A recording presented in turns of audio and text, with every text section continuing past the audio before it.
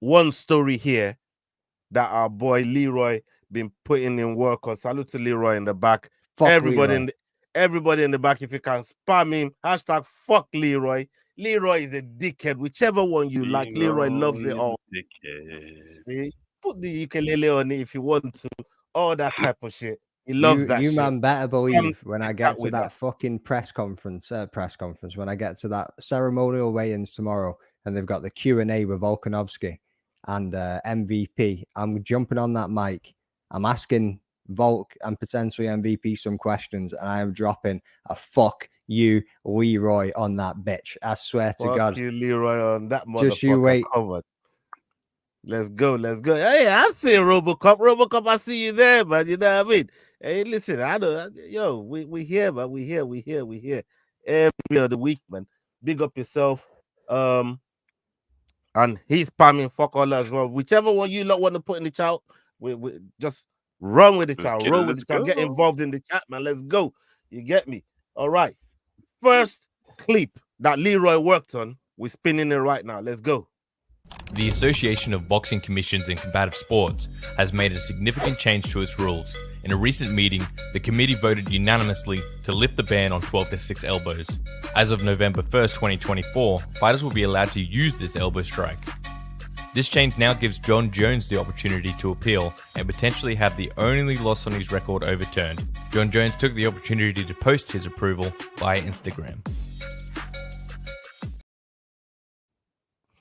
Okay. I'm looking at that.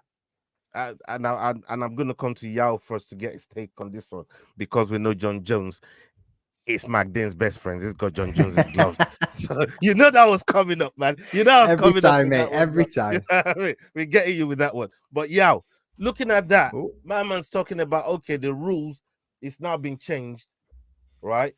But that means you can go and erase something that happened nearly a decade ago. Like in your mind, how does that work? Do you think the rule change of today can affect what happened years ago, or is the rule change affecting from here on now? This is the rules we're following. Please talk to me about that one. Firstly, McDane, when are you sending me John Jones gear? Because like I'm a John Jones fucking. I like, please send it. You're a John And I Jones see fucking. and I see you got a haircut, nice This haircut, bro. this is The the mop is thing we gone. have to deal Cheers, with brother. The Yao mop is gone, when mate. he's backstage. He be doing all kind of crazy shit. You know what I mean? Now he's talking about his John Jones. I ain't sending You him know that what I glove mean? because he knows what I'm going to be doing in that glove. He ain't doing that in that glove. You know what I mean? Oh my So on god. the rule changes, look, it's tricky because essentially we've all said for a long time that that loss shouldn't count on his record. He's still technically undefeated, just like Chael Sonnen, you know. So I don't know, but I want to take it very, very, very, very far back, very far back. If we look at Cecil John Rhodes. Now, I'm not sure if everyone knows who that is, South African history, but he basically was the guy who had two countries named after him, Northern and Southern Rhodesia, which is now Zambia and Zimbabwe. If we go back and change rules, what does it mean? Does it make a difference to what happened back in time? So, for me, if I look at John Jones and I look at how we view history, everyone already views him essentially as undefeated. We all watched the clip of him losing that fight to a 12-6 elbow, and we say, but that doesn't make sense. The ref should have stopped the fight. For me, the real question is: was the 12-6 elbow ever dangerous? If it Mm, was, then they shouldn't be revoking the rule. If it wasn't, then yeah, let's go back and say, but that was a kind of a stupid rule. However, if you don't play by the rules of your time, going back to Cecil John Rhodes, if you don't play by the rules of your time, you will always lose, which John Jones did.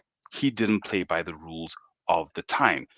So for me, it's tricky because I would love to say, look, let's go back, let's change history, but unfortunately, we all play by the rules of our time. If I go and murder someone now, and murder is, oh, well, then again, if I think about the law, if I murder someone now and the reason I murdered him changes in 5 years, they will release me. So okay, let's go, John Jones. Actually, if I think about how law works, like just law, Yeah, that's what happens. That's what the repeal on I mean, that's cannabis not laws always what now. happens. Like, yeah, I mean, With not everybody's out of jail for smoking weed, though, son. You can't sit and say that. Like, I know where you're Exactly. going with it, and I knew exactly where you were going with it, but that is not the God whole truth. You know what I mean? Like, there's still people in jail for smoking fucking weed. Tell you that right Yes. now. But we're all Like, talking about them getting out once the laws are fully approved, and I think maybe John Jones kind of falls into that category of how the law works. So when laws get repealed, you go back. That's what happens. I personally don't agree with it, but generally, if you repeal, and exonerate those who had committed a crime based on a law that is now not legal. Magdane, I mean, when you look at the way, fuck your obviously, appeal. Don't Yao's even just, ask me these questions. the way Yao's just broken down that question there. I mean, how you looking at it? Because I'm kind of leaning towards some same thought process we was just talking about, bro. What, you think they should be appealed and given to him, and it shouldn't be a loss? No. Hey, listen, for me, like, if I got busted for weed 10 years ago, and then 10 years later they make weed legal, do you think I'm gonna now go to the fucking government and say, yeah, can you erase that fucking No, expunging. give me the money for back from what I 10 paid years on that ago? fine. You know what I mean? Like, fucking that don't No, it's work not gonna like that. fly. No, it's not And gonna fly. him crying to Dana as well, like, hey, yo, Dana, well, can you say about fucking, we know it's Dana's fucking John love child, Jones' privilege you know, might be fucking real, but it could be fucking real, because if that fucking happens, bro, I don't know what kind of door that opens for some of the other fighters that's been in, like, okay, my exact point as well. put it this way, yeah. Look at how they've brought in VAR and whatever into football, right? So the law changes, but every team that got affected by this law can then go and complain about the law that happened 10 years ago before VAR was introduced and say, yeah, Exactly. we couldn't check this fucking goal. Yeah, that fucking goal that Rooney stopped Arsenal on the 49th fucking game, it was a fucking dive. Now, can you give us the 50th fucking game? Because we now know if there's VAR, they would have seen that Rooney dived and they were in the fucking penalty and United wouldn't have won that fucking game. And Arsenal You would be see? Champions League winners against Barcelona. This is what I'm trying to but say. that's So my John thought Jones, process as well. You can't go John back. Jones There's too can't be much. going back talking No. about, oh yeah, that 12-6 back then is that 12-6 back then. I want that fucking loss taken off my team. It was a disqualification because at the time where he signed the bout agreement, that wasn't the rule. It was against the law to do that. It was against the rules of engagement to do it at the time. And we've just got with that. That's how we've got to look at it. Logically speaking, you've got to look at it at the time. If at the time, these are the rules of engagement that you and your opponent signed to, you broke that rule at the time. Maybe by the 1st of November, it's going to be legal. But at that time, for both of you, in that fucking same fight, rules of engagement was there's no 12-6.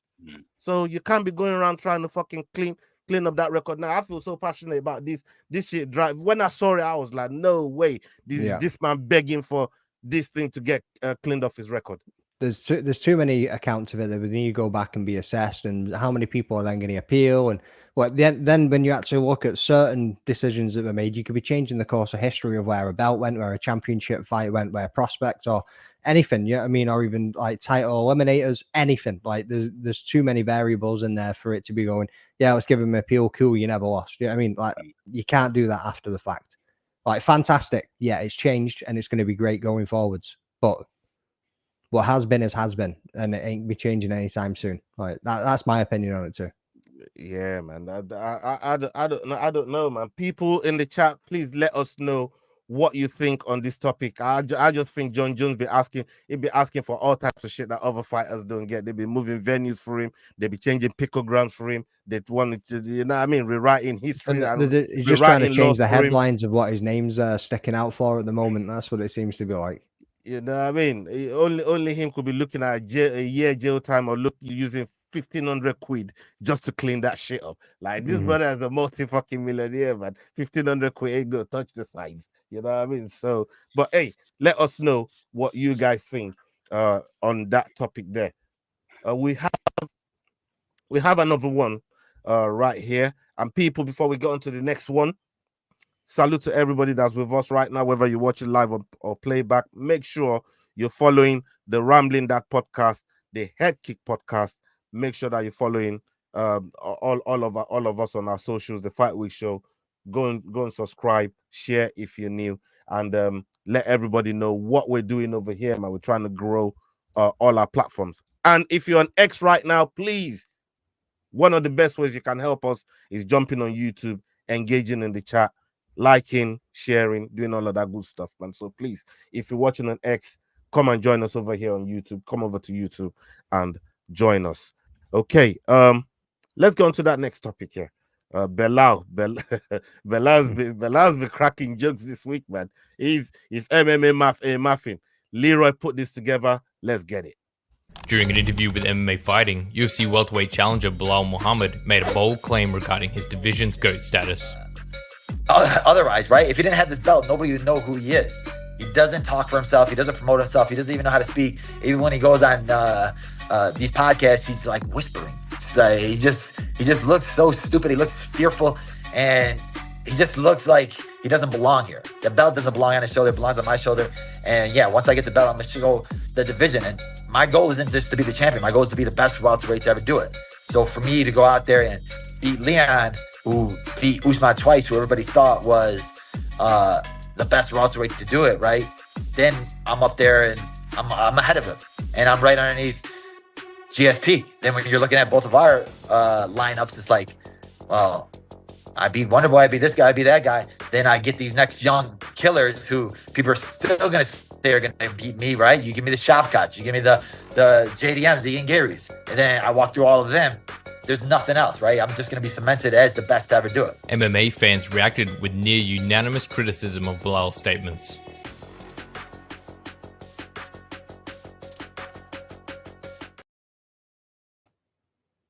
What's that, brother? Leroy is a week, dickhead, but he's a fucking genius dickhead. That was a beautiful clip there. I love it.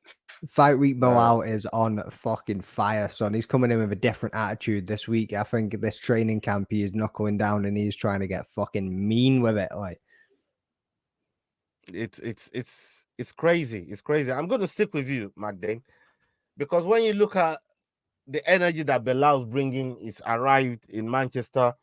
He claims, he believes he'll even have more fans than Leon here. Than Leroy? Than Leroy, than Leon, than He's all definitely got more fans than Leroy. Over here in the UK. And it looks like he's making himself at home. He's talking a lot of shit.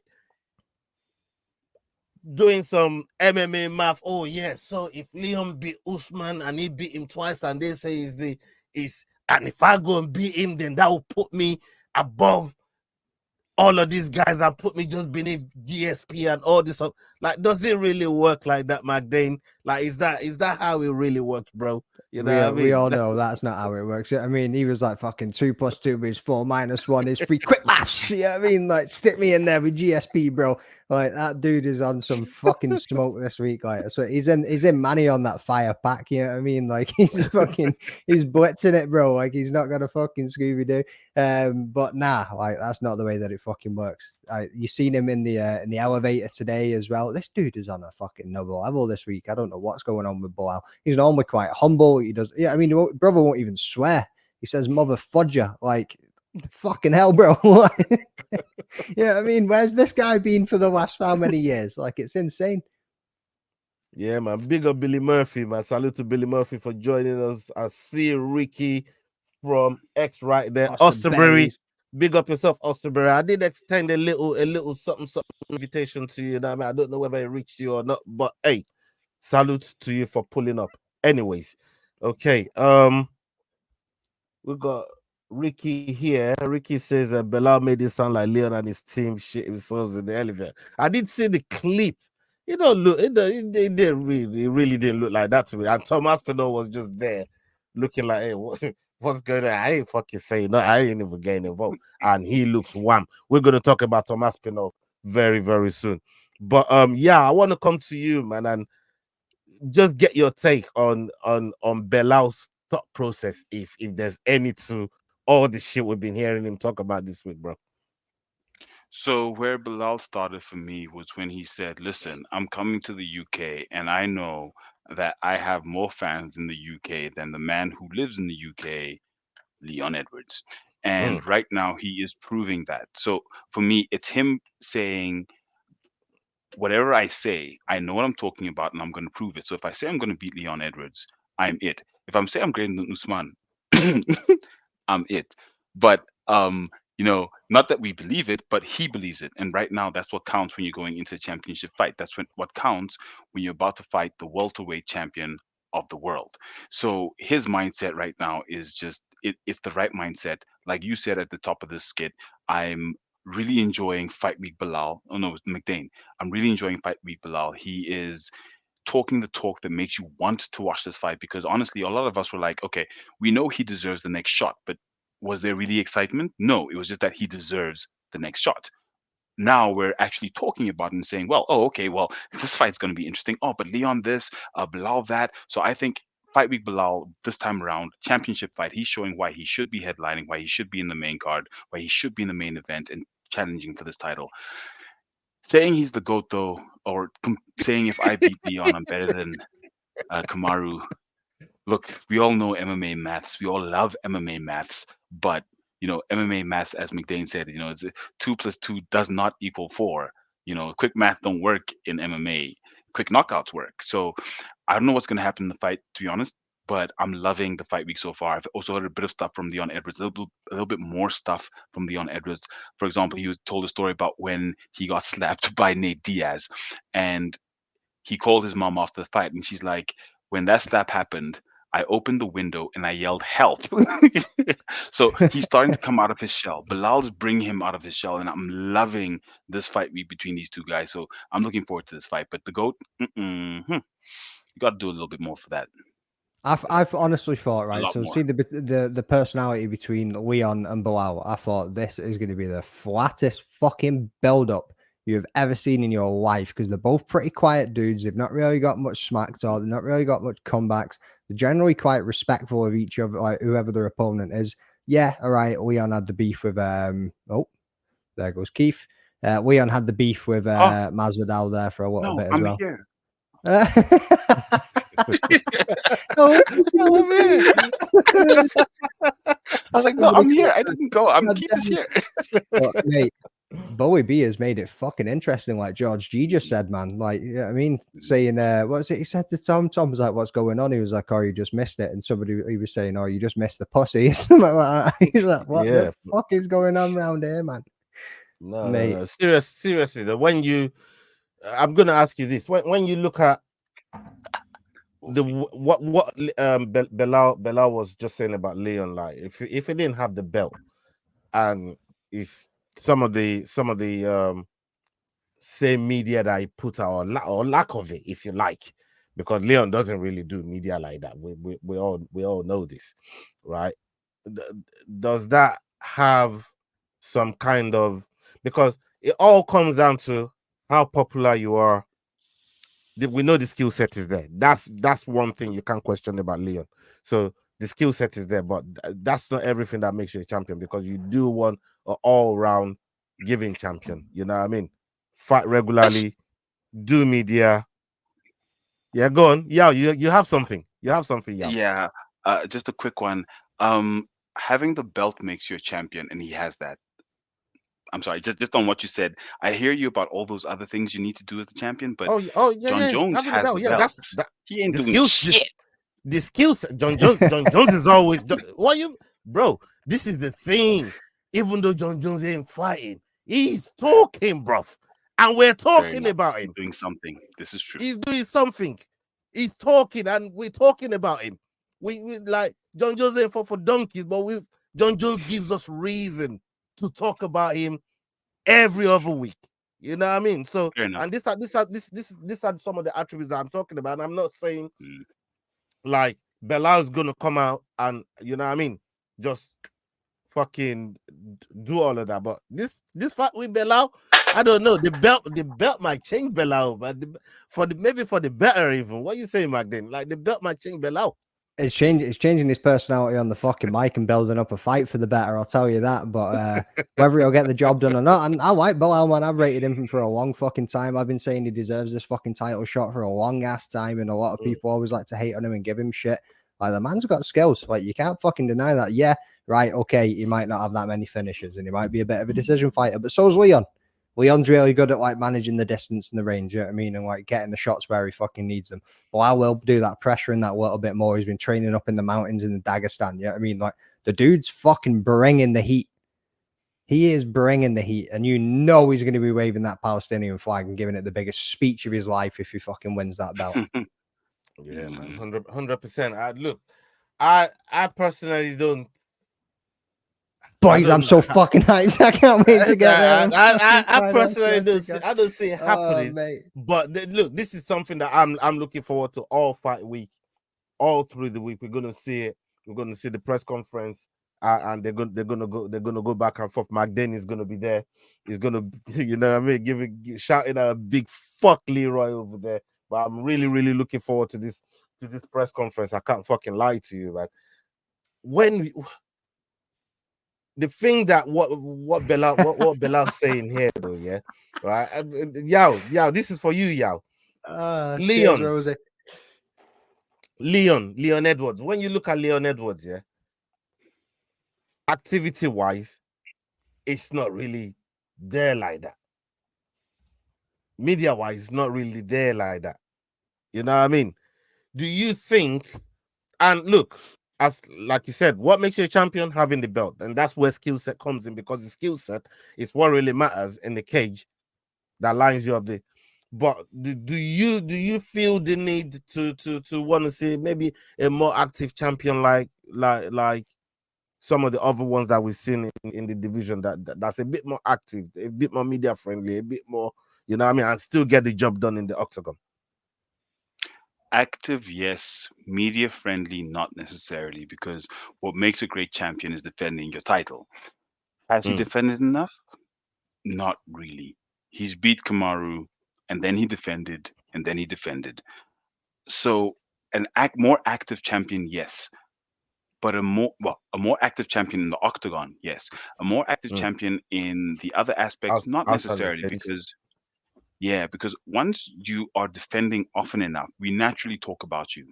It's natural. It happens. Whatever you do, we want to find out. You don't have to talk. So for me, what he needs to do is fight. What he needs to do is defend. What he needs to do is be the best in the cage and make sure that when he wins, it's convincing. Because no matter what, we will hunt what he's doing to then talk about it. He won't have to tell us what he's doing for us to talk about it. So for me, that's why I'm saying that part of it is not necessarily what makes the champion. For example, when John Jones, the GOAT John Jones, was away for those 3 years, we were still talking about everything he was doing because he had been such an active champion, even though he was still silent on the media. He wasn't saying anything.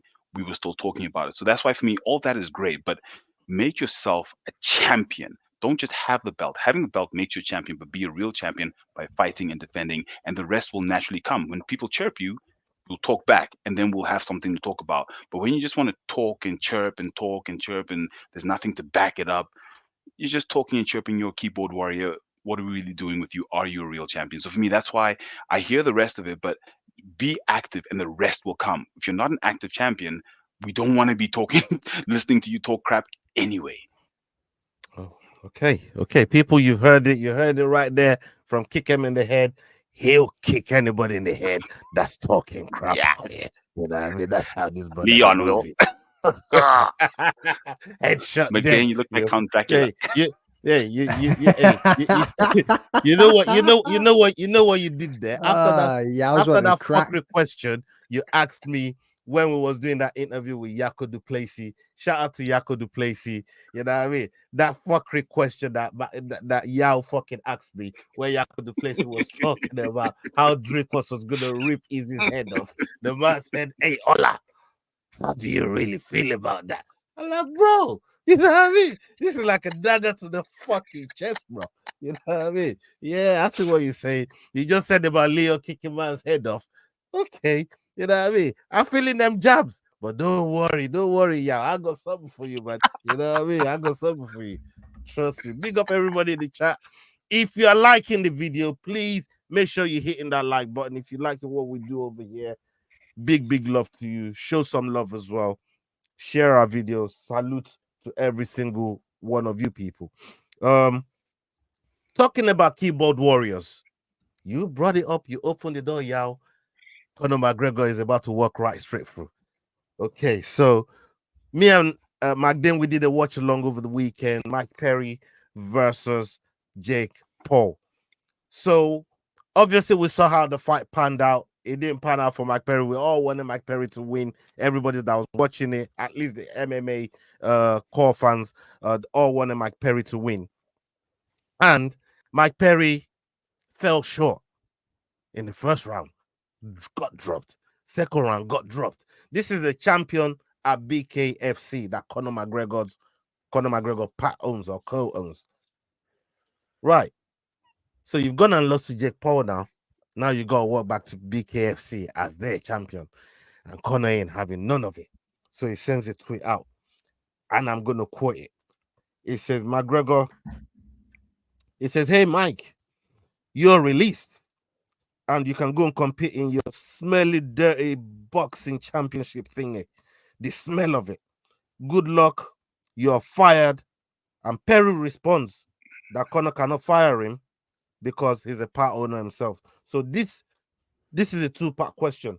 Because me and Magdane watched it, the actual fight. I'm going to come to you first, yeah. Well, I never watched it. I gave the old Irish goodbye and fucking disappeared without even saying I was going anywhere. My ass fell asleep. That's true, you know. You fucking disappeared, didn't you?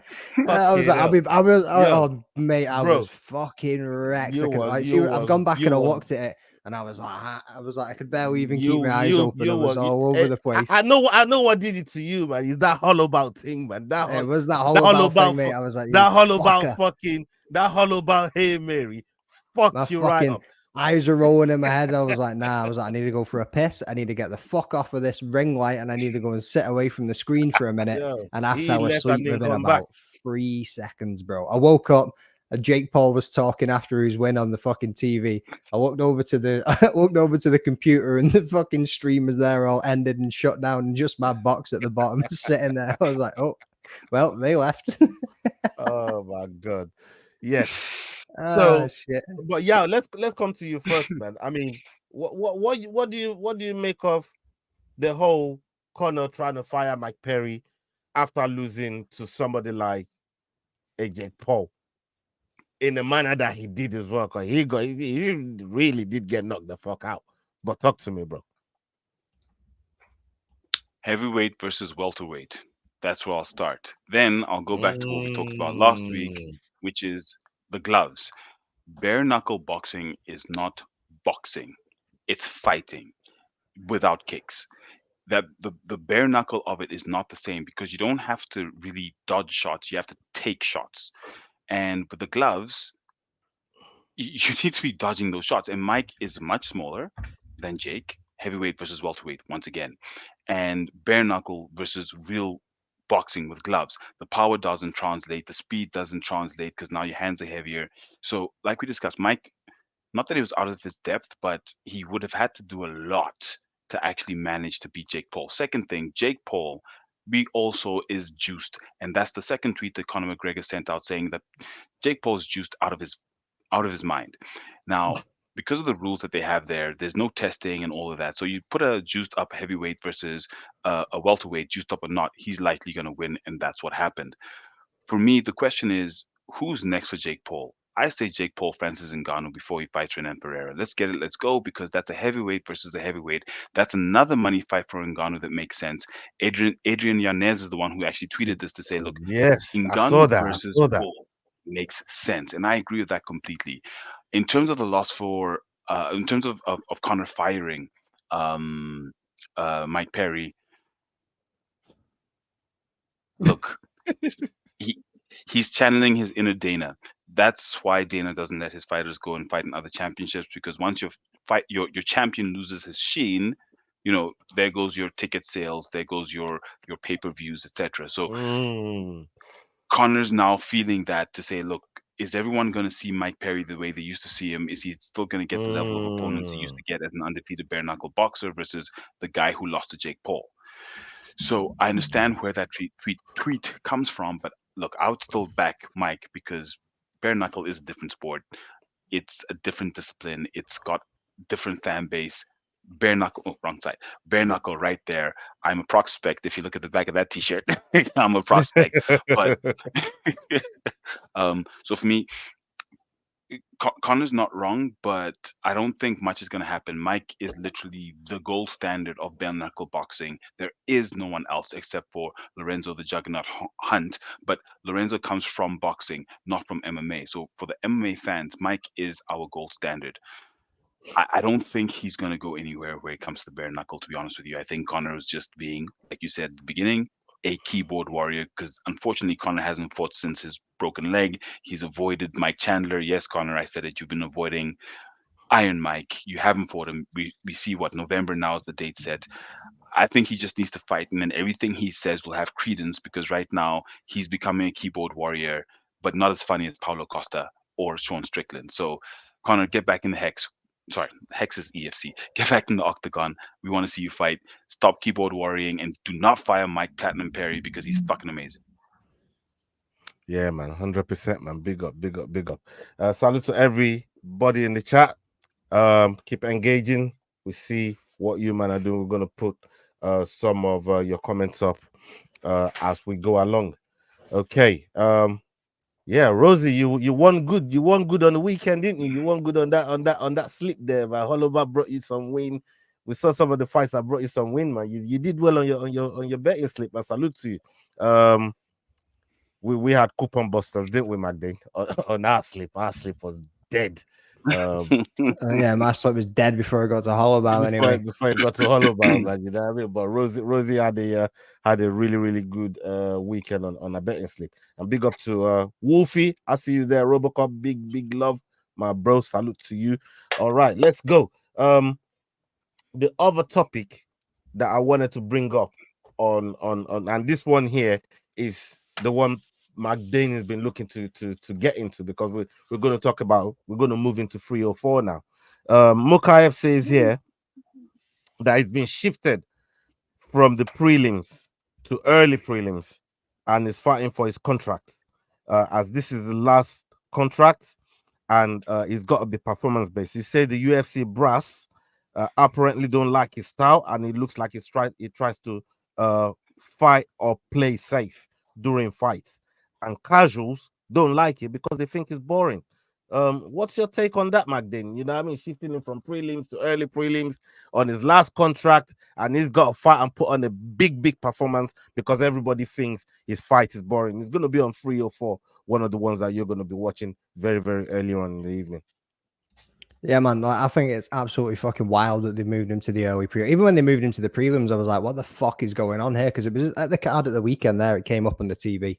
And obviously you've seen the main card and it was nowhere to be seen. So everybody instantly thought, like, fuck, is that fight been cancelled? Has Manel Cap missed weight again? Or is he not looking like he's going to be able to fucking make it? You know what I mean? It seemed like it was going down somewhere along them lines. Then all of a sudden, boom, he's on the prelims. Like, what? Like, last fight in his contract or not, this is a fucking title eliminator fight, like the way that it would look. You know what I mean? Like from the way that the flyweight rankings is just now, the way that the division's panned out, it looks like Mukayev should be going for a fucking title fight based on however he performs in this, whether he gets the win or not. That then also plays into what he's saying about his style, where they're saying they don't like it because he's not been finishing people. He's been going the 3 rounds. I mean, he's been dragging it out. He's grappling a lot, but I'm one of the people that like the grappling side of things. Like, I know a lot of people find it boring. You're there for entertainment. Everybody wants finishes. I know everybody wants finishes or submissions, whatever way it's going to go. But you also need to understand that this is a professional sport, professional athletes that want to do better within the career, and they're going to do what they need to do to fucking win the fight. Like, that's just the way that it is as well. Like, you can't be hating on a game plan. You can't be hating on tactics. It's literally their fucking life. Like, it's how they pay the bills, for God's sake. Like, that's what they've got to do. One sec. I see you down there. I know you're still here, bro. I'll get you back in a second. So yeah, like, I think it's ridiculous. Like CLD and Rodriguez. Yeah, Rodriguez got a big name. CLD is an absolute fucking unit himself. But is that main card worthy? And the other thing is, were they worried that Manel Cap's not going to make weight? Are they trying to bring him down so it doesn't ruin a main card? Or are they thinking, Because it's a late card, let's make sure we get more fans into the fucking arena sooner by banging this fight on earlier. Like, there's many different variables that are going into it. Yeah, I mean, like, it's wild. Yeah, Yao, over to you. Oh, I forgot my point, but it had to do with John Judge. Jones. Ola. Go for it, Ola. no, please continue. I was going to come to you anyways. So I think it had to do with John Thank Jones you, Rosie. and thank you, Rosie. Well, why am I saying thank you? I don't know, mate. It is a My t-shirt's a cracking tee. You can thank it too if you want. Tanked Up podcast, people. Everybody. Jack Shaw. I'm gutted Jack Shaw's Yeah, not man, on. big up Jack I'm Shaw, still in man. work clothes at 10 p.m. What can we say? 11 p.m. So yeah, look, it's crazy that they moved him down, and like you said, you're gonna do anything to win the fight. But if you're boring and the promotion doesn't like you, going back to John Jones, the catch is the rules said no 6 and 12, but if the promotion says be exciting, or else. So it's one of those things that if you work for a promotion that says we're looking for exciting fights, then do that. Otherwise, go to one championship and win technically, because that's what one is. One is technical fighters doing. I get what you're technically. saying, but go and find me the rule that says you have to have an exciting fight and a finish. There is no rule. You know what I mean? Like, and they also the way that they have actually fucking diluted the promotion at the moment. Right? Don't get me wrong. We love watching fights every single I'll tell you weekend, the but rule that it's says that. I'll tell you the rules that says that there's a rule in the PI that does say don't leave it in the hands of the judges. That means 100%, don't come with no boring fight, leaving it in the hand of the judges. We like finishes over here. That's what them things they say. But then But in please continue. reality, you're not always gonna get a finish. You're not Of always course gonna not. Of get. course You're not not. always gonna get. You But more know what I often mean? These than not, people that's what they're train asking for. fucking hard to make sure that the other man can't finish them. It's gonna go the distance. And again, the way that they dilute it so much is by having these fights on every weekend. And what I'm saying there is, we love watching these fights every weekend, but it goes back to that old age question of quality over quantity. A lot of people ask this all the time. Are they putting on too many fights? Are they putting on too many cards? Would you like to see more quality fights and more quality matchups, or do you want fights every single fucking weekend? Like, Look, they would put on the fights anyway because you have to have ranking one way or the other. It's just that we wouldn't watch them. So I say let's watch the shit fights and the good fights, because those fights have to happen for us to know who needs to fight who. Anyway, it's about whether we're watching or not. And that's the difference between a PI fight and a pay-per-view fight. Pay-per-view fights are supposed to be for those who are the best. So I agree with you on 3 or 4. If you're going to be boring, go to the PI and fight someone just for the sake of us having fights to see where the ranking is. But if you're on a pay-per-view, you have to be fucking exciting. That simple. So I hear you, McDane, but unfortunately, when it comes to pay-per-views, people are paying per view. We are paying for excitement, not for skills, not for someone to come in and just win a fight. So that's the catch. If you want to be a pay-per-view fighter, you have to fight like a pay-per-view fighter. that's one way of looking at it. I I'll give you mean, that. and the crazy thing, the irony of what you just said there, Yao. Week in, week out, we've been doing this long enough. We've been watching this sport long enough to know that pay-per-view never really delivers like pay-per-view. Fight nights are the ones that deliver week after week. Those Every sleepers. single time they deliver the most finishes. Statistically, go and look at it.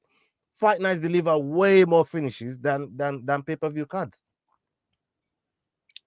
And that's interesting.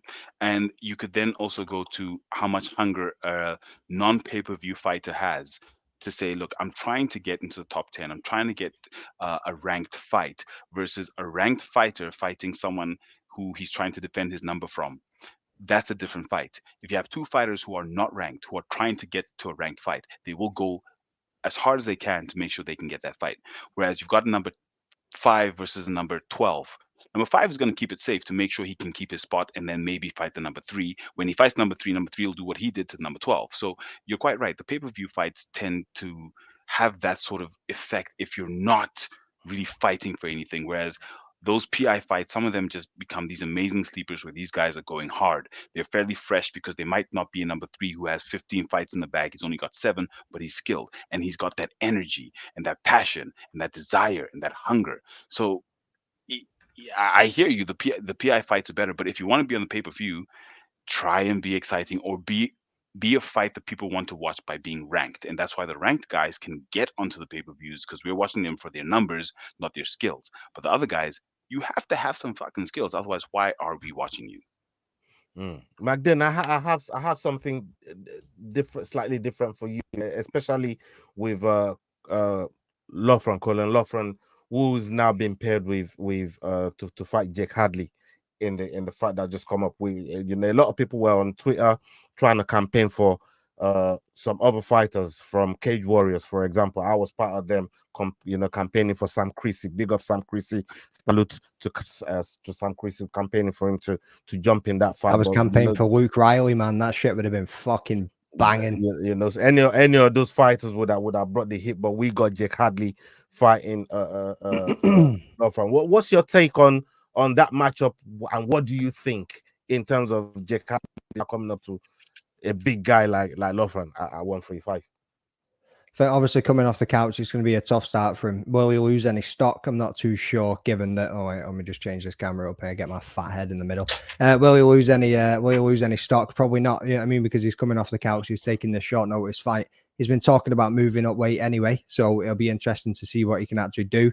Will he hold any more power in his punches? Will the obviously Loughran's also got like a heavy wrestling background and grappling background, so is that going to kind of cancel each other out, and is it going to come to a striking match? But I'm looking forward to it either way. But I don't think Hadley's going to be able to get it done coming off the couch. Yeah, that's a tough one. I don't know how, and this is because of the run that he's been on as well. I'm going to face a bigger guy like Loughran.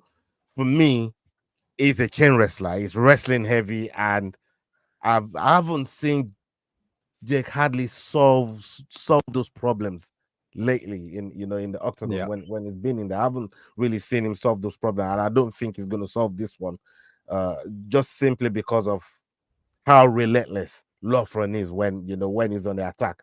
It almost reminds me of fucking Wolfie. You can't talk about nobody's fucking hairline, son. I mean, your shit starts way back here. Don't even come in here with that fucking smoke. Hey, I have been sound. I have never said a fucking word about your hairline, this brother. This is why he got the name RoboCop, bro. Yo, now you just talk about where RoboCop came from, bro. You know what I mean? Yeah. My boy RoboCop. Don't even get me started. Don't even get me started on that laugh, son. I swear to fucking God, you know what I mean? You just woken up the Belal in me, mate. I'm fucking. Okay. You'll remember this name. You asked for a RoboCop. I said, yeah, this ain't bad, Joey. You asked for a RoboCop. Trust me. Okay. Mini Leroy looking motherfucker over here. Okay, we got another. There's another fight on the card that I wanted to bring to you, man. And we know this is McDane's guy, but I wanted to get your point of view on this matchup. Yao. Arnold Allen versus Giga Chikadze. I've been watching Embedded, and I've seen Giga the way he's been training. He's learning some wrestling. He's doing some grappling. I've seen him working with Benil Darush, and it looks like they're gonna try and take this fight to the ground. But on that matchup itself, against somebody that as good as Brendan Allen, how do you think Giga Chikadze stack up against him in this bout? It's going to be an interesting fight. Obviously, we saw Giga Chikadze against Calvin Kattar. That fight was something else. It was insane, and we know Brendan Allen's skills. Giga's obviously had injury woes consistently in his career. You just call my man Brendan Allen. Arnold Allen. There we go. That nearly cut me out. You know what? No. That nearly cut me out. All I said ain't getting by me with that one, son. No, but all I said, I was like, wait, Brendan Allen? I thought he was fighting Arnold Allen because you spoke to him like 2 weeks ago. I was really confused. I was like, wait, I got it wrong? Shit. You're back at 2016 Googling cards, bro. What's going on? Leave me alone. Let's go. So, Might just drop me in. yes, You the know, I mean, Almighty, like, the take the Almighty. shot. Leroy, on playback, just check if Ola said Brendan, because I No, swear he no, did. But no, no, no, no, no. Leroy won't be checking not a goddamn Yeah, I thing. mean, I'm about to kick both of your asses off this fucking stream and run it solo. You call my man Brendan now one more time. Fucking hell. so with the Almighty, the Sir fights he's Almighty. had, and I'm surprised you're not wearing the shirt tonight. But are you saving it for 304? But we all love Arnold Allen. We've seen his fights against Max Holloway. We've seen his fights, and he brings it. Giga, he's a great fighter. I think, despite the groundwork and training and everything, I think Arnold might just have it by an inch. Why? I think he understands the deep waters. If you look at him against Max Holloway, they went to deep waters, and he took it all the way. They were striking. They were basically, Max almost did the point, but Arnold didn't get knocked out like one of the greatest fighters we know, Justin Gaethje. So I think, unless he lands the Giga kick in the first round, Arnold Allen's game, even if it goes to the ground, I think Arnold's going to manage to grind out a decision if he doesn't manage to finish. I love Giga. I think he's a great fighter, entertaining as well, which is why this fight is exciting. But I think, not that there's something missing, but I just feel like when it goes to deep waters, there's just that one element, like the Proteas, when it comes to cricket World Cups, where it just doesn't happen. Not because you're not a great fighter or a great squad or whatever. It just doesn't happen. So in this one, I'm backing Arnold. I think it's going to be a great fight. I think it's going to be a close fight. Whether it's short or long, it's going to be a good fight because both fighters are amazing. But Arnold, I think, for me, just has the slight edge. Despite the work that Giga might be doing right now with the ground game, working on his ground game, he is still traditionally a striker, a great kicker. And when you get taken to deep waters, you stick to what you know. Unless you're Francis Ngannou, who grinds out Cyril Gane, that unexpectedly. But he had an injury for that. He was injured. He had knee injury or ankle, I Yeah, don't Francis remember. didn't have a And choice. there you go. And that forced him to change his style. So unless there's something forcing you to change your style, once the pressure comes in, you default. We've seen it with many, many fighters who just default to Mm. whatever it is that their style is. So I think he might get caught with that. Arnold tends to be a little bit more dynamic. He doesn't have a style. He's an MMA fighter. He goes in, he'll take you down, he'll wrestle you, he'll do a bit of grappling, he'll kick, he'll stand up. So I think for me, that's what really makes it not just a good fight, but a fight that He's more slightly favors well-rounded. Arnold Allen. Yeah. 100%. For me, the work that Allen did against Evloev, it just, that just goes to show you. For me, that really showed Arnold Allen in a whole different light. Showed him in a whole different light, and I like his skill set. He's good everywhere. He's really, really good everywhere. And fighting somebody like Giga, I think Giga can ask a few problems, especially with the leg kicks. For me, that's why I think Giga's strong. You know what I mean? Sending all of them leg kicks, tip kicks. You know what I mean? The head kicks, even they come in there. Giga is one of the hardest kickers in that division. And it's not too far from what's the brother from 155, the Brazilian brother. Kickman to oblivion. I forgot his name, just escaped. Barboza. That's the name I was looking for. Edson. It's not too, Edson Barboza. It's not too far from that in terms of using his leg and kicking. But like we said, Arnold Allen is good everywhere. You've spoken to him multiple times. He's your buddy, your mate at this point. How's he feeling? What's his mood going into this fight? What's what should his fans expect from him? Fucking fireworks as always. Yeah, I mean, like I spoke to him a couple of days ago when they were catching up with him on Friday when I get there. He's feeling good, man. You know what I mean? He's had a good camp. He's put everything at the side. He's focused on what he needs to focus on. He knows that Gig is a serious opponent. You know what I mean? He's not taking him lightly at all. And he's just going to go out there and get the job done in Arnold Allen almighty fashion. You know what I mean? Like you're always going to get an exciting fight with him from start to fucking finish. Look at that Evloev fight.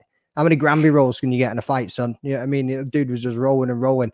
And if we then go back to what we spoke about at the start of this fucking show with the strikes, these illegal knees, my man would have won that fight if this shit had been changed any fucking sooner. You know what I mean? There's another one. Is he going to go back and appeal that shit? No, we fucking can't. You know what I mean? Like, but mate, I cannot wait. I'm already getting, I was saying this before, I'm already getting fucking anxious for this fight. You know, like when your favorite fighter gets in there and your fucking heart's racing, your palms are sweaty, talking about it, listening to these fucking other podcasts talking about it, watching like The Embedded, watching anything, bro. I'm sitting there and I'm getting fucking itchy. I'm getting sweaty. I'm like, oh my God.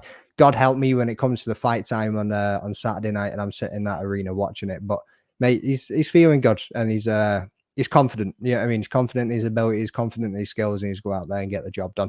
Like I was saying, he is far more well-rounded as it goes. Yeah, Gegger's got the head kicks, he's got the leg kicks, he's got body kicks, whatever. You know what I mean? If he comes in with that nasty roundhouse, it can cause some damage. But Arnie can get in there, he can block it, and he can get the job done as far as I'm fucking concerned. Okay. Look, we're definitely going to be rooting for him over here. We're going to be we're going to be looking out for that fight there, and that's one of the very, very interesting fights for us on the card. We're definitely going to be keeping. I feel like always just trying to make his picks on tonight's show rather than Fridays. No. I just want to talk about some of the interesting fights that's on there. You know what I mean? I just want to talk about some of the interesting fights Cash out, because it's all about getting that payout as well, man. On fight Look, day, man. You get me? Just quickly, where it comes to getting payouts, Ola, on the next EFC, I'm making picks because I was right on the last two, especially the last You one, and I realized the world sport betting between Drickus and Luke, they make the right picks because they know these motherfuckers. So, like the last time, if we had gone with that, like it would have been clean, would have been less money. But so let's see how I do on the next one. It would have came in definitely, man. Yep, we're going to sort out world sport betting, man. Don't worry, man. We're going to do that.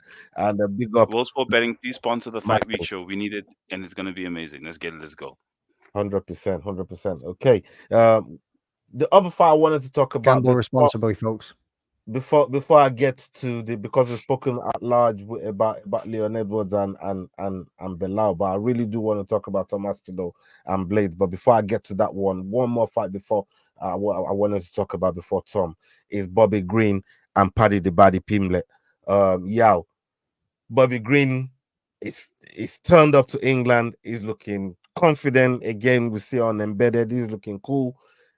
Energy is right, and this is probably one of his first fights or his first fight internationally because, like I said, he doesn't do outside of the US.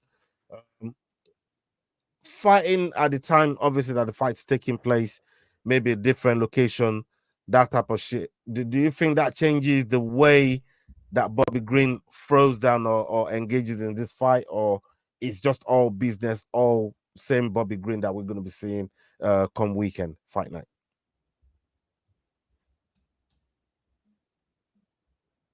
You're muted, brother. I felt like I was in a Teams meeting there. My bad. At least you can see me. You won't like it too.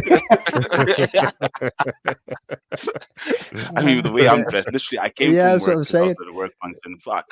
But so Bobby the King Green, he fights often, but he always fights in the US, and also he fights anyone, and he's always Bobby Green. But this is now another challenge, traveling internationally.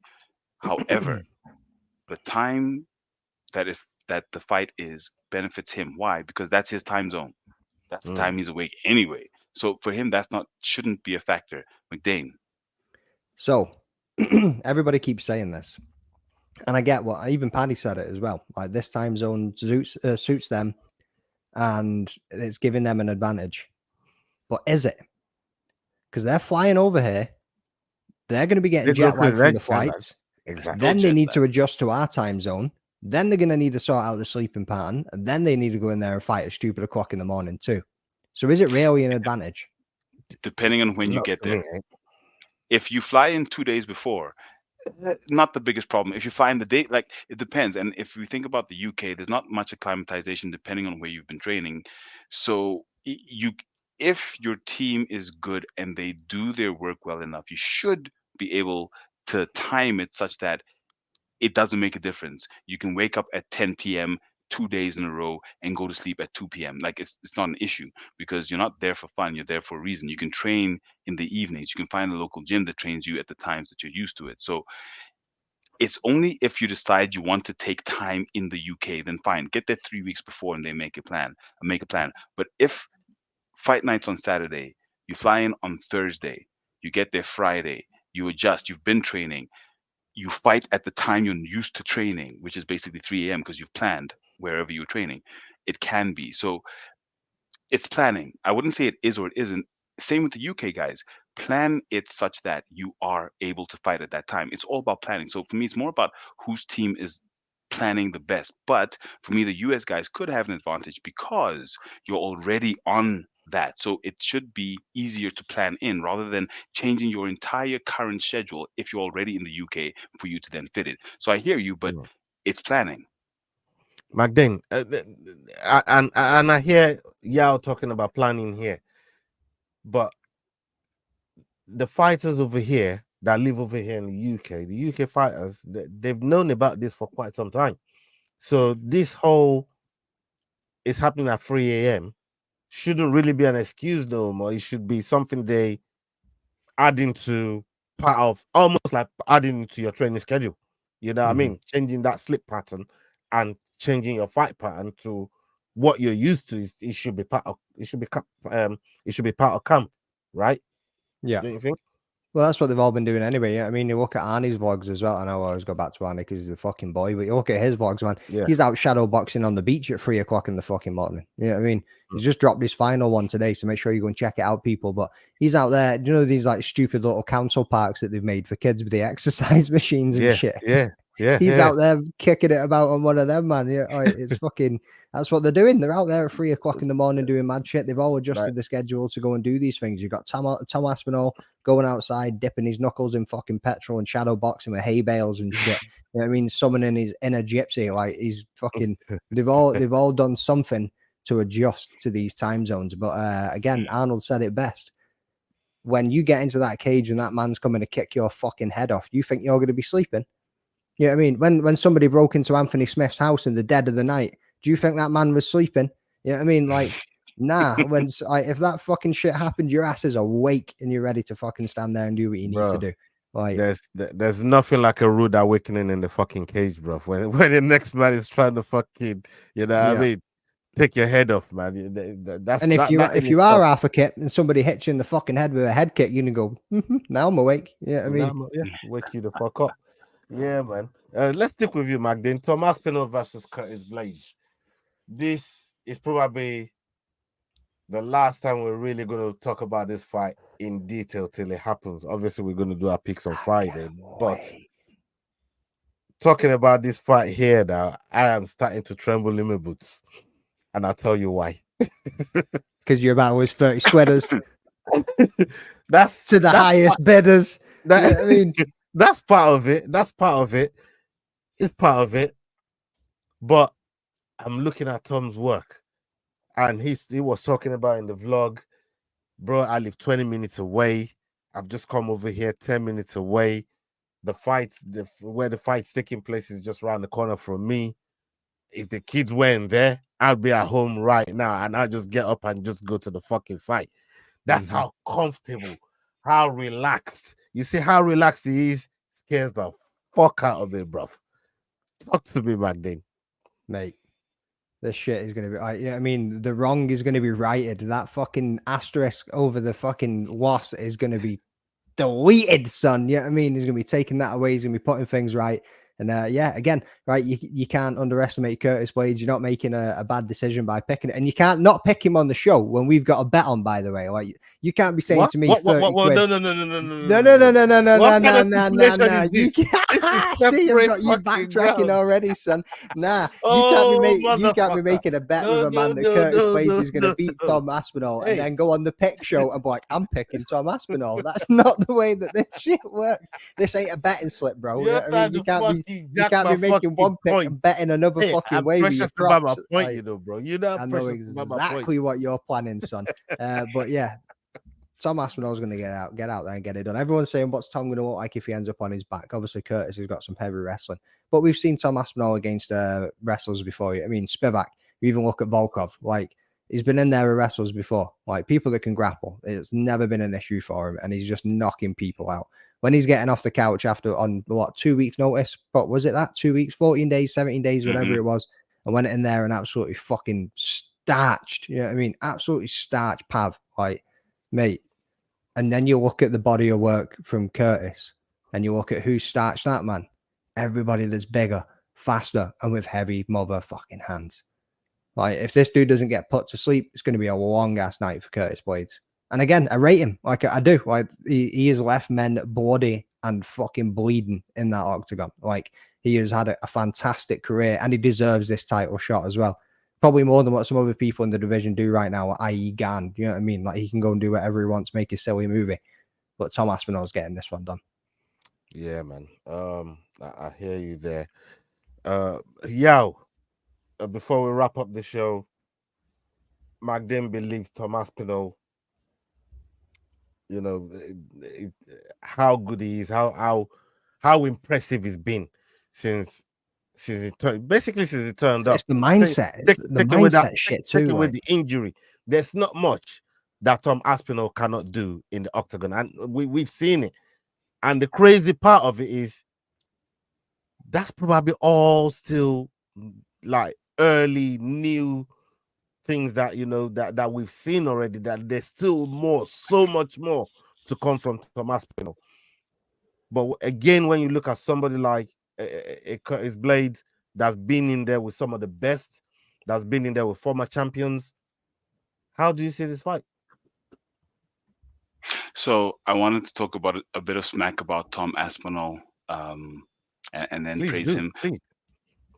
please be my guest. Hey, hold on. Video I put Bring into Yao the back. McDane. Can you play it? Can you play it, McDane? What did you say? What did you can say? I play I what? missed Oh, yeah, I can see it. I can see it. Yeah. Yeah, please play that. Fighter, look at me. You ready? So A you languid mentioned that approach he's feeling very relaxed. from This Mikhail is what Grigouet to the opening a of this fight. relaxed. I And think we there might is need the to mute hands that, down, but like Dan Hardy promised. this is what happens to an over-relaxed fighter. Is maybe they get KO'd randomly. So that's the smack I want Bro, to talk. He's stop. home. Fucking stop before you embarrass yourself. Stop before you embarrass yourself. That dude was a fucking dickhead. We've all seen that fight. We've all seen that clip before. That is not fucking Tom Aspinall. You can't even make that comparison, son. Like, Tom bro, Aspinall wouldn't behave like that in the ring. I should have Not kept as a your fight ass defense. off the stream. But your point remains. Him being too relaxed could be very, very dangerous. Yes. And Curtis Blaydes could take advantage of it. I hear what you're saying. I'm with it. listening to this. Please continue. Now after talking smack about him, smack. I need to hear some good point of views to defend my 30 quid here. You will shut the fuck up, Magdin, and let y'all speak. Yeah. Yes, boss. So after talking smack, I need to praise him. Honestly, I'm not sure which fight it was, but I think just the fight before he fought Volkov, he wasn't really a name. He was someone who's kind of unranked, coming up the ranks. And I was like, who's this? But every fight since then, it boggles me how he impresses me with everything that he does against all of his opponents. It's almost like Drickus. He just somehow is just more skilled, but he's much neater than Drickus. Drickus, and that's why he wins, because no one understands it. But Tom is so neat and efficient with it that it's like, but where did this guy come from? That's amazing. And for me, when I became a super fan, the first stuff I saw of Curtis Blaydes was him getting KO'd by Derek Lewis. So for me, I just see a KO coming, quite frankly. I hope he's not too relaxed. I hope, and you did say, Jordan, that he is taking this fight seriously. And I hope that's the case, because I think he is the heavyweight champion. If he fights John is waiting too long. He's going to be almost 40 by the time he fights Stipe at this rate, or Tom if he manages to beat Stipe. So Tom going to then fight John, and I mean what he did against Sergey was just insane. So for me, this fight is only going one way. He shouldn't be the interim champ. He should be the heavyweight champion, and the UFC needs to make that fight soon. I just hope he's not too relaxed, and he definitely does it. So that's where I was going with it, Jordan. I was not bad mouthing. I was just talking a bit of smack. There's difference. Totally, totally I like redeemed it yourself, anyways. mate. I'll allow it. You were totally traumatized. I redeemed saw yourself. that. See, when you put that video, this video, I was like, "What is this, bro? I can't believe you fucking put that shit up." Like, I swear to God. No, I don't think Tom would never move like that in the fucking octagon, Nah. man. I don't think Tom would never move like that, man. But No. when you take into account, you know, the way Tom approaches fights, he is as dangerous as they come. Curtis Blaydes ain't no stranger to, and I know you brought up the Derek Lewis knockout of Curtis Blaydes, but that was a Hail Mary shovel fucking uppercut on the level change, people. Like when you look at the technical aspect of that, Hail Mary, like I don't know where he brought that fucking hook, Right, okay, that okay, fucking uppercut from these fucking people don't have a Connecticut fucking or wherever Scooby-Doo the what fuck they're they doing, came do they? from. Yeah, he's not going. Bro, Oh, I'm fighting a heavy wrestler here who's gonna that die for happened my on the legs. level So change as what am I well, gonna bro. do?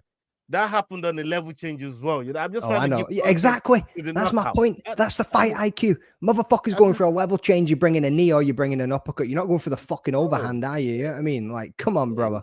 What are we talking about here? It didn't quite happen for Aspinall like that the last time. You know what I mean? Popped his shoulder on one of the level changes, but you get me. People want to talk about doctor stuff. Popped his shoulder. Popped his knee. Finish, See, you don't even know what you fucking boy. Yeah, I mean, pop the body part. Pop the body part. Yeah. How about do you want me that? to get you a bigger shovel, bro? While you just dig that fucking hole. No. I am trying to secure my £30 here. Let me convince myself. I swear to God, if you pick Tom on Friday, I am giving you a world of shit. I am very, very inclined to pick him. And I want to see the dog of the week. That's what I want to see. We all know it's not going to be Curtis Blaydes, bro. We all know it's not going to be Curtis Blaydes. Hey, McDane, hey, listen. This weekend, if I beat you on the picks, stay top, Blaydes win, and I take $30 off for you, bro. I think you should do a fucking forfeit, man. If that, I'll retire, bro. I'll chuck the 50 quid in the pot, and I'll say I'll catch you, motherfuckers, next year. That's what's gonna go down there, like, bruh. If that happens, I am celebrating. I'm buying a bottle of what's the cheapest champagne out there. Like an Aspinall. Yeah, I'm going to buy one of those for £6.50, man. You know what I mean? Going down to the local co-op on the corner and buying the cheapest bottle of champagne. I'm celebrating on that motherfucker if that happens, man. You know what I mean? Serious thing, people. Hey, salute to every single one of you that stayed with us tonight. Big up. Thank you so much. Over 80 of you watching us live. Big love to all of you. Please make sure you're subscribing, liking, sharing all our videos. Make sure you're following the Rambling That podcast, the Head Kick podcast, Kick Him in the Head, the Fight Week Show. Please subscribe, show love to all of them. And yeah, we're going to be back on Friday doing our prediction show. And we're going to make all our picks on this Manchester card that's coming up. We're going to be making all our picks. And yeah, McDane is going to be over there live on Saturday. We're going to be doing a watch song for that. So make sure you keep it locked. Make sure you're hitting the notification button over here on the Fight Week Show. And until the next one. How many are you away from 3,000 just before you dip out? About 12, I'll say. I am 8 away from being at 800. Come on, people. If you're watching on Twitter, come and fucking support the channels. You can get Please on jump on over to YouTube. Hit me with 8 subscribers so I can hit that 800 mark. Hit my man with 12 fucking subscribers so we can get to 3K. Yeah, I mean, make it happen, people. We'll put in the work, man. Show some love. Big love to every single one of you, man. Salute to you. Make sure you're following all of these guys on all the platforms. And yeah, up onto the next one. Hasta la vista. We're out. Salute. Big love. Peace. Fuck the fight. Hey guys, this is John Anik from the UFC. You're watching the Fight Week Show. Please subscribe. Not now, but right now. Subscribe to the Fight Week Show. We'll see you guys on the road soon.